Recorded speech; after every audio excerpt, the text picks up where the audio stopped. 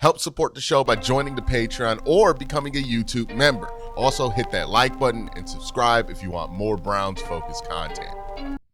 All right, it is time for a dissection of the Browns, autopsy, if you will, about the Browns season. Now, we don't really need to figure out a cause of death. We kind of know what killed this season. It's the offense, right? But what we do need to figure out is what is the Browns' path going forward, given what they have done this season and what options the results of this season have left them. And to help me do some of this work, welcome the second mortician, Mac Robinson. I'm happy to be here. I'm right. I feel like the body isn't even cold yet, like with the way that the season's gone. But the body's cold. Yeah. I was gonna say, actually, now that I think about it, body might have gotten cold about 3 weeks ago. But I was about to say the season's been dead since like December. But it's been since wintertime. I think the last time the Browns played a game where I'm like, oh man, if they win, it could change things. It was probably in November. Yeah. It's been dead. We've kind of known some things were gonna happen for a long time here. All right, so we're gonna have this be a 3-part thing where we're gonna go over 3 areas and with 2 areas to improve the Browns that we know that they're gonna have to address, and then try to chart a path forward. Let's just talk about options first when it comes to quarterback. So that's what this video is going to be about. We're going to talk about quarterback options. Now, there are some assumptions that we have to agree upon in order to look at these QB options and figure out what is the best path forward. First assumption is like, hey, what do we think of what's on the roster? Let's just get that conversation out the way. Yeah, so I think that kind of what you see is what you get for the most part. Like, I think that you saw, at least I'll start in chronological order, I guess, in terms of quarterback play that we saw this year. Dylan, you didn't really see much improvement from, and honestly, it felt like the more the season went along, the more in his head he almost got. It felt like, because whether that be because of timing with the offensive line, whether it be adjusting to the speed of the pro level, and at times maybe not trusting the receivers or not trusting your eyes at that point, that what you're seeing and everything. So Dylan, I think that it's at best career backup from what we saw, and again, I'm being kind with what we saw. And then obviously where Dylan was a kind of a much more steady bad. I think that Shador had bright spots where there were throws that you think, oh, there's a lot there. But the difference being that when you had those bright spots, the lows of Shador were also so low that you're thinking, oh my gosh, what are you thinking? And there were multiple times where, throughout the season where, I know I'm in the back of the booth and I'm watching and I'm seeing Jerry Jeudy, and this is just one example from this past week in Cincinnati where Jerry Jeudy is running wide open across the field. He's open. I know exactly what play you're talking about. You're talking about the play action boot on the goal line where he got to his back foot and kept drifting and then dumped it off to Cedric Tillman. Yeah.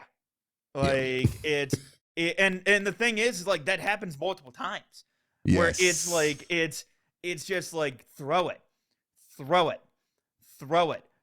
And now he threw it and the defender's right there immediately and it gets stopped. Like, real quick, just want to let you guys know Sleeper has a new offer here. They're offering a free $20 entry, no deposit required. And also, if you're a first-time user, you also will receive a 100% match on up to $100 when you use the promo code WORSTTAKE. Again, $20 free, no deposit required. Plus, first-time users also receive a 100% deposit match up to $100. Join Sleeper. The troubling thing with Shador, right, is his struggles don't really fall on a line. Like you can't really be like, okay, these are consistent with a path of him trying to get better and getting better, right? Mhm. It's kind of like you do something that makes me think, okay, there's something there. And then Mhm. you do three things that make me wonder if you even know what the fuck you're looking at on the field. Yeah. And that inconsistency is concerning, right? Mhm. With Dylan, it's like he's just not talented enough to Yeah. be able to operate a offense that is not good, right? Like Yeah. Dylan is going to be the sum of his parts. Um, he's not going to be able to break out and make some plays happen. He doesn't have any playmaking ability. He is a pretty stale, boring watch at the quarterback position. Very much Um, I do think that kind of stale, boring style, like it lends itself to being able to Mike Tomlin your way to more victories, but he didn't even do that, right? Like they weren't able to Mike Tomlin their way to victories. With Shador, it's like, how do I put this? Even in some of the highs, there are things you look at and you're like, well, it's nice that you can do that, but there was a much easier way to get the same production. yeah.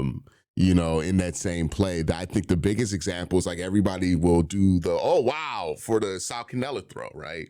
Where he Mhm. launches a ball over the post safety and it almost gets completed. And it was a tight window throw. It wasn't necessarily open, but hey, look, the throw was good enough. Mhm. I don't know if you've watched all 22 of that play. On that same exact play, Mac, Cincinnati ran all the way to one half of the field, back turn. Raheem Sanders is right there in the flat with nobody looking at I haven't looked at the all 22 yet. No. Good him. God. Okay. Yeah, like these are the things that have consistently popped up with Shador. I wonder if he is aware of all 11 people on the field. It doesn't feel like he's aware of all 11 people on the field. There are times where I could just feel him locking into a wide receiver and not really sensing a linebacker underneath or a safety over top and almost throwing an interception because of that. Again, I want to leave some room here for me to say maybe he hit a rookie wall, Mhm.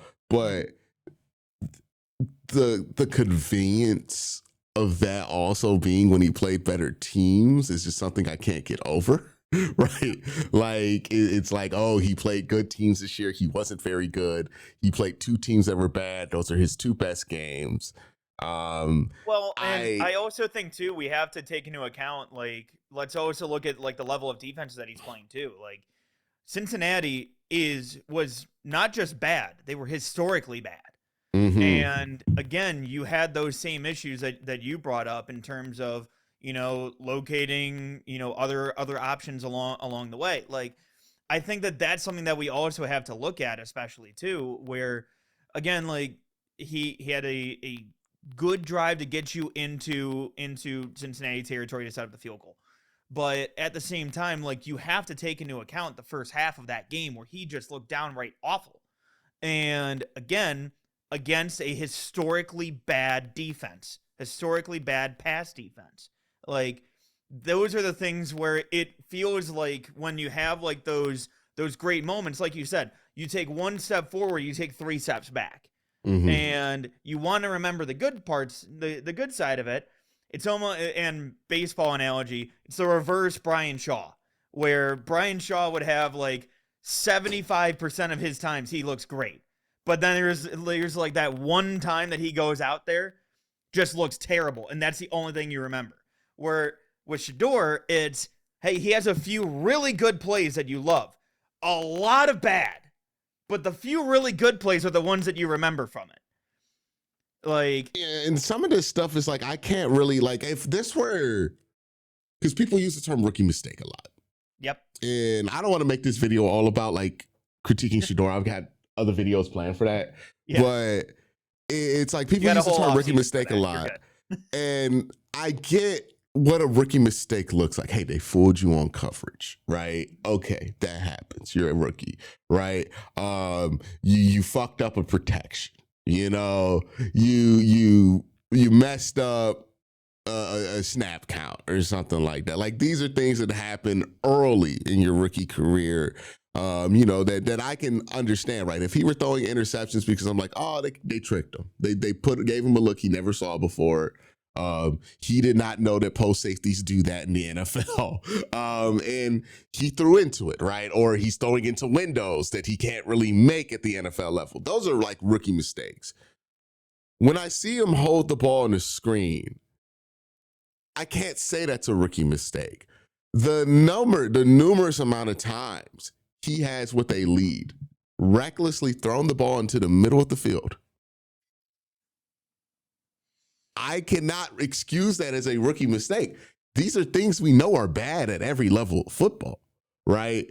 And I think that's the problem that I'm running up with Shedeur is like some of this stuff is not simply he hasn't played enough. Some of this stuff is happening more, quite frankly, because he's more comfortable playing, right? Like I think some of the, like I don't think it's a mistake that his interceptions ticked up as less and less pressure was put on him to stay on the field. And he started to be less disciplined. He started to be less on time. As time went on, as he got more comfortable being the starting quarterback, and some of the bonehead, like the early run of him outside of the Baltimore game, which is legitimately a tough spot, right? But the early couple of starts, he was trying to be on time and getting the ball out at the top of his drop. And then at some point, it stopped happening, right? And it started to kind of regress to kind of what he's comfortable with. And what he's comfortable with is just not good enough. And again, this is why I think for him to become a NFL quarterback that people want him to be, it's going to take so much work because he's got to be comfortable playing a completely different way in order to survive in the NFL. And what he's comfortable doing, he's just not good enough to get away with at this level. No, and I completely agree. And it's why it's why you have to have the tough conversation of what is the ceiling with Shedeur, because there are, again, like you said, there are thoughts and there are plays that he makes and doesn't make, quite frankly, that, you know, you're sitting there, and I know in the booth, like, at least for me, I'm just standing there going, what are you waiting for? Like, it's there.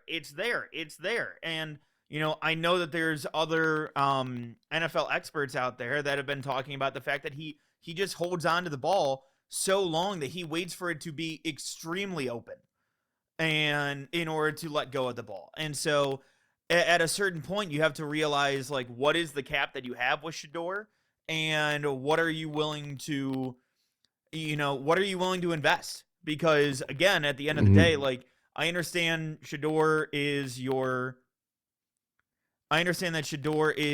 know, the rookie that you brought in last year. I know the name value comes with it, but also at the same time, you know, you have to look at it and just say the fact that, look, you invested a 5th round pick. Like, I think also another important point to this Shedeur conversation, and we can move on after this, is he, like, what his ceiling is one conversation. But the real conversation is, what will he be ready to provide you in year 2? Because that's the important question for Shedeur, right? His ceiling, he might hit that shit in 6 years. Right. And that's what I was going to add is, how long does it take you to get to that ceiling, too, so, is a more important question. Yeah, it's like his ceiling, it might be Geno Smith where he's 29 and he hits his ceiling in 29. It's more or less like, hey, what kind of floor can you provide me for next year if I'm thinking about you being the quarterback? And the floor for next year, I think, is not discernible from the bottom. So, like, I don't think that's a good plan.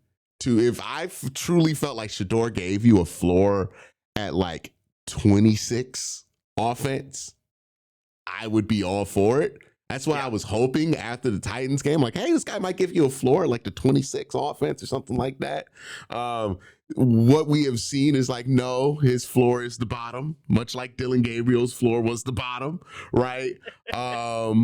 And that's just not really acceptable. So if we're rounding up how we feel about the quarterback room right now, there's Dylan Gabriel, there's Deshaun Watson, there is Shador Sanders.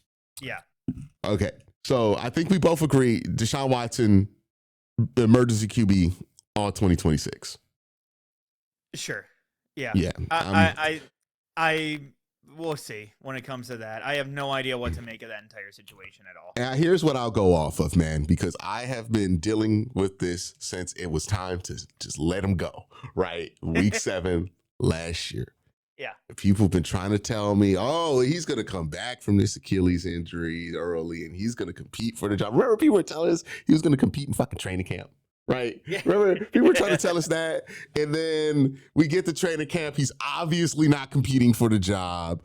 And then they try to sell us, oh, well, he's going to be back by week 4 and he's going to shake up the quarterback room. And then what happened? He missed the whole fucking season. I mean, they were trying to do the whole thing where he's going to come back off the practice window and they were trying to scare him. Deshaun might get some starts down the stretch. He's not going to play. Okay. Like, I don't think the Browns have. Here's why I don't think he's going to play. I think it's very simple. Ownership does not seem to have any interest in it, nor does Andrew Berry.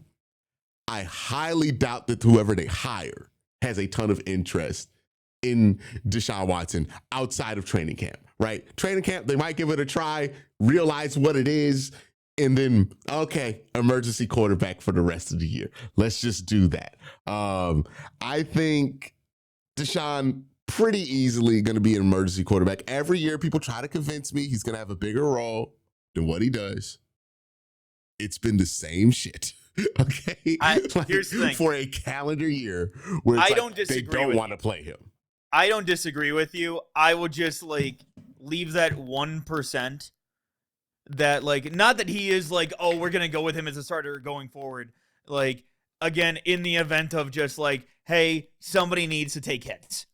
Like, we need somebody to take hits. Emergency quarterback. If, like, nobody is available, he will play.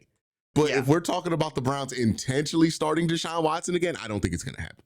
Yeah. So we got Deshaun down, Dylan and Shador. We rostering them both next year. I think this is heavily going to depend on the coach.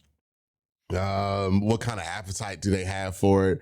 If they hire somebody who is along the lines of like what we know of the profile of Andrew Berry, I think that person's going to have the stomach for this Shador thing. I don't think they're going to really factor in the outside noise. And I think that's an important thing for the Browns that they're looking for their hire is like, hey, who's going to have a stomach for that, right? Like who's going to be able to deal with negative noise? Because that's going to happen in Cleveland. You're going to deal with negativity. You're going to deal with people being very pessimistic about your odds to do anything. It's just part of the job here. And you can't really feed into it, right? Like, I don't think they're going to hire somebody like a Freddie Kitchens who calls into radio shows, right?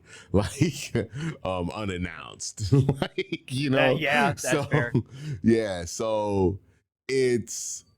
I do think that Shador probably stays, because why not? If that doesn't bother you, which I don't think it will. I think that's more of a fan thing.